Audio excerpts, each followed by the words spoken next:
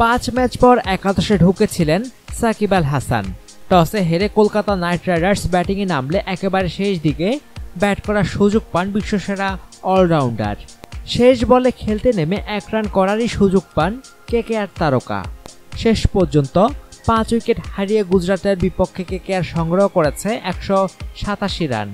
স্বাগতিক হওয়ার সঙ্গে সঙ্গে এই মাঠে শুরুতেই ওপেনিংয়ে নেমেছিলেন স্পিনার নারিন, আর নেমেই ঝড়ো গতিতে ব্যাট চালাতে থাকেন। পাওয়ার প্লের পুরো ফায়দাটাই তুলে নেন তিনি, যেখানে 3.2 ওভারে আসে 45 রান। কিন্তু ব্যক্তিগত 42 রানে রায়নার বলে আউট হয়ে যান নারিন। রায়নার বল সজোরে চালাতে গিয়ে ক্যাচ তুলে দেন, আর ক্যাচটি লুফে নেন ফকনার। অবশ্য পরবর্তীতে অধিনায়ক গাম্ভীর ও উথাপা হাত চালিয়ে খেলেন। গাম্ভীর 33 রান করল 48 বলে 72 রান করে উথাপা। তার ইনিংসে ছিল 8টি 4 ও 2টি 6-এর মার। এর আগে উথাপা ফিরলে একেবারে শেষ ওভারে থাম্পির ওভারে একে একে বিদায় নেন মনীষ পান্ডে ও সূর্যকুমার। শেষ বলে তখনই ব্যাট করতে নামেন সাকিব।